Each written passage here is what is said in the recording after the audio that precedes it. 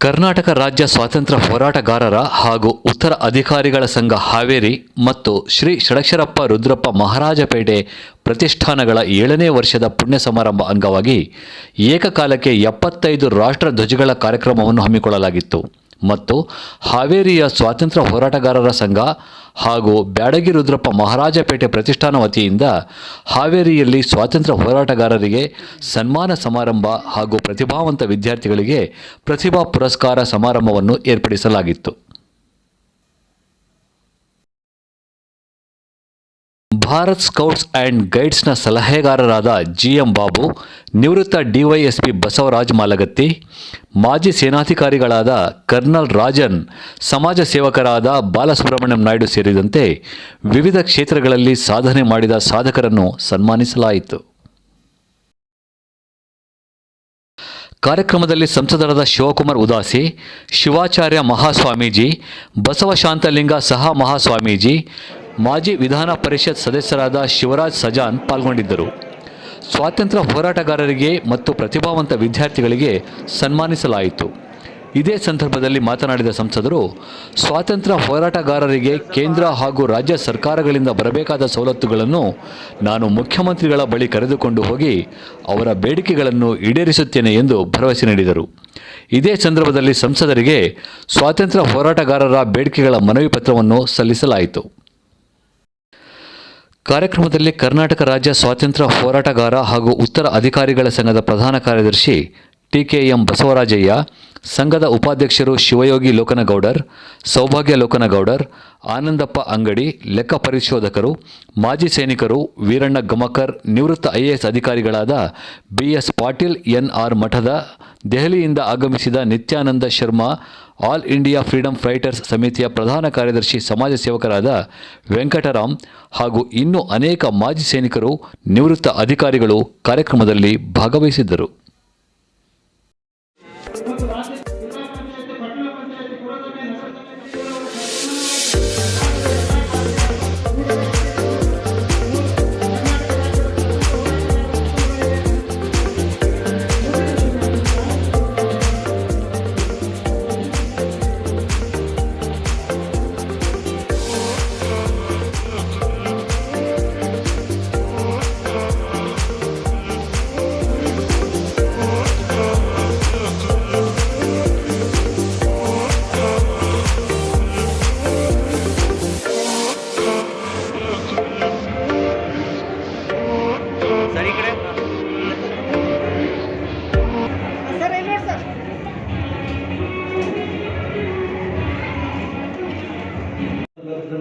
ಮುಖ್ಯಮಂತ್ರಿಗಳನ್ನು ಭೇಟಿಯಾಗುವ ಸಮಯದಲ್ಲಿ ನಾನು ನಿಮ್ಮ ಜೊತೆ ಕೋಆರ್ಡಿನೇಟ್ ಮಾಡ್ಕೊಂಡು ಸಮಯ ನಿಮ್ಮ ಜೊತೆಗೆ ಬಂದು ಇದಕ್ಕೆ ಬೇಕಾಗಿರುವಂಥ ಕಾನೂನುಬದ್ಧವಾಗಿ ಏನೇನು ಮಾಡೋಕ್ಕಾಗ್ತದೆ ಅನ್ನೋದನ್ನು ಸಹಿತ ಗಮನಿಸಬೇಕು.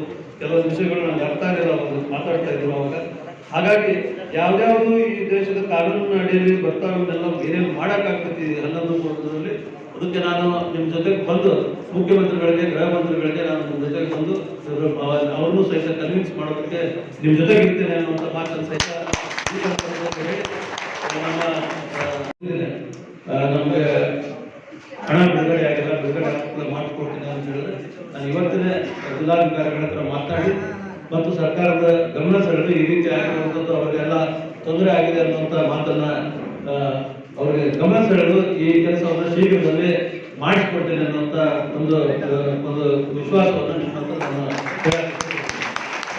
ಇವತ್ತು ಒಂದು ವೇಳೆ ಇಲ್ಲಿ ಬಹಳಷ್ಟು ಜನ ಇವತ್ತು ಸ್ಟೇಟ್ ನ್ಯೂಸು ಆಗಿದೆ ಬಂದಿರುವಂಥದ್ದು. ಇವತ್ತು ಅವ್ರಿಗೆ ಮೊದಲು ನೇರವಾಗಿ ಅವರ ಅಕೌಂಟ್ಗೆ ಸರ್ಕಾರದಿಂದ, ರಾಜ್ಯ ಸರ್ಕಾರದಿಂದ ಬರ್ತಿತ್ತು. ಆಗಲೇ ಹೇಳ್ತಾ ಇದ್ರು ಮಹಾರಾಜಪೇಟೆಯವರು 38,500 ರೂಪಾಯಿ ಬರ್ತಾ ಇದ್ರು, 28,500 ರೂಪಾಯಿ ಕೇಂದ್ರ ಸರ್ಕಾರದಿಂದ ಬರ್ತಾ ಇತ್ತು, 10,000 ರೂಪಾಯಿ ರಾಜ್ಯ ಸರ್ಕಾರದಿಂದ ಬರುವಂಥದ್ದು ಕೋವಿಡ್ ಆದಾಗಿಂದ ಫೈಟರ್ ಮೇಲೆ ಇಷ್ಟೊಂದು ಆಸೆ ಇಟ್ಕೊಂಡು ಒಂದು ಭವನ ಕಟ್ಟಿ ಒಂದು ಇದೇನು ಹೆಂಗಿದೆ ನೋಡಿ ಇದೆಲ್ಲ ಮಾಡಿ ಇಷ್ಟೊಂದು ದೊಡ್ಡ ಜಾಗ ಮಾಡಿ ವರ್ಷಕ್ಕೊಂದ್ಸಲ ಈ ಫ್ರೀಡಮ್ ಫೈಟರ್ನೆಲ್ಲ ಇವನ್ನೆಲ್ಲ ಕರೆಸಿ ಅವ್ರಿಗೊಂದು ಊಟ ಕೊಟ್ಟು ಆಮೇಲೆ ಇವ್ರನ್ನೆಲ್ಲ ಎಲ್ಲರೂ ಜನಕ್ಕೆ ಗುರುತಿಸ್ಬೇಕು ಫ್ರೀಡಮ್ ಫೈಟರ್ ಅಂದರೆ ಏನು ಅಂತ. ಅದಕ್ಕೆ ಇಷ್ಟು ದಿವಸ ಯಾರು ಫ್ರೀಡಮ್ ಫೈಟರ್ ಅಂದರೆ ಗೊತ್ತೇ ಇರಲಿಲ್ಲ, ಯಾರಿಗೂ ಫ್ರೀಡಮ್ ಫೈಟರ್ಗಳಂದರೆ ಗೊತ್ತೇ ಇಲ್ಲ ಇವಾಗ. ಯಾಕಂದರೆ ಜೈಲು ವನವಾಸ ಮಾಡಿಲ್ಲ, ಎಲ್ರಿಗೂ ಅನುಕೂಲ ಕೊಟ್ಬಿಟ್ರು ಗೌರ್ಮೆಂಟ್ನವರು, ಅವ್ರನ್ನ ಗುರುಸು ಮೊದಲೇ ಇಲ್ಲ.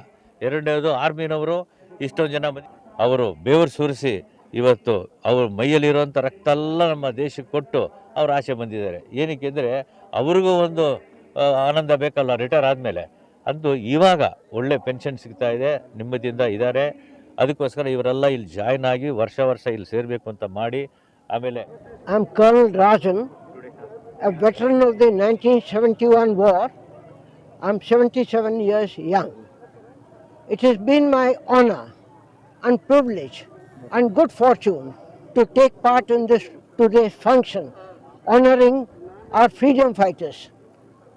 I performed Shatang Namaskaram to the freedom fighters because it is they who got us freedom, and I assured them on behalf of all the ex-servicemen and soldiers that the freedom that they have got for us, we shall safeguard that freedom. It's a wonderful ವರ್ಷ ನಮ್ಮ ಈಗ ಅಧ್ಯಕ್ಷರಾದಂಥ doctor Jagadish Maharaj ಪೇಟೆಯವರ ತಂದೆಯವರ ಪುಣ್ಯತಿಥಿ ಮಾಡ್ತೀವಿ ಪ್ರತಿ ವರ್ಷ. ಇದು 7ನೇ ಪುಣ್ಯತಿಥಿ. ಪ್ರತಿ ವರ್ಷ ನಾವು ಎಲ್ಲ ಸ್ಟೇಟ್ನಿಂದ ಸುಮಾರು 7-8 ಸ್ಟೇಟ್ನಿಂದ ಎಲ್ಲ ಫ್ರೀಡಮ್ ಫೈಟರ್ ಮಕ್ಕಳು ಅವ್ರ ಹೆಂಡ್ರನ್ನ ಅವರೆಲ್ಲ ಕರೆಸಿ ಸನ್ಮಾನ ಮಾಡ್ತೀವಿ. ಮತ್ತು ಸ್ವಾತಂತ್ರ್ಯ ಯೋಧರಿಗೆ ಏನು ತೊಂದರೆ ಆಗಿದೆ ಅದನ್ನು ಇಲ್ಲಿ ಅದ್ರ ಬಗ್ಗೆ ಡಿಸ್ಕಷನ್ ಮಾಡಿಸ್ತೀವಿ. ಸಂಬಂಧಪಟ್ಟಂಥ ಅಧಿಕಾರಿಗಳು ಕರೀತೀವಿ, ಎಂಪಿಗಳು ಕರಿತೀವಿ, ಆಮೇಲೆ ಸೈನಿಕರು ಕರೀತೀವಿ. ನಾನು ಮಿಲಿಟರಿ ಎಕ್ಸಸ್ಮನ್ ಹೌದು, ನಮ್ಮ ಫ್ರೀಡಮ್ ಫೈಟರ್ ಮಗನ ಹೌದು.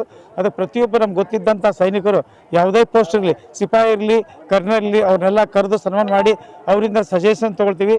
ನಮ್ಮ ಕೈಯಿಂದ ಆದಷ್ಟು ಅವ್ರಿಗೆ ಸನ್ಮಾನ ಮಾಡಿ ಇದು ಸರ್ಕಾರ ಗಮನಕ್ಕೆ ಏನಾದರೂ ಸ್ವಾತಂತ್ರ್ಯ ಯೋಧರ ಮಕ್ಕಳಿಗೆ ಅನುಕೂಲ ಮಾಡಿಕೊಡ್ಲಿ ಅಂತ ನಾವು ಅಪೇಕ್ಷೆ ಇದೆ.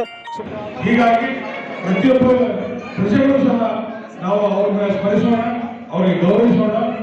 ಈ 2 ಮಾತುಗಳನ್ನು ಹೇಳ್ತಾ ನನಗೆ ಈ ಕಳೆದ 2 ಮಾತುಗಳನ್ನು ಆಡಲಿಕ್ಕೆ ಅವಕಾಶ ಕಲ್ಪಿಸಿಕೊಟ್ಟಂತ ಎಲ್ಲ ಸಂಘಟಕರಿಗೆ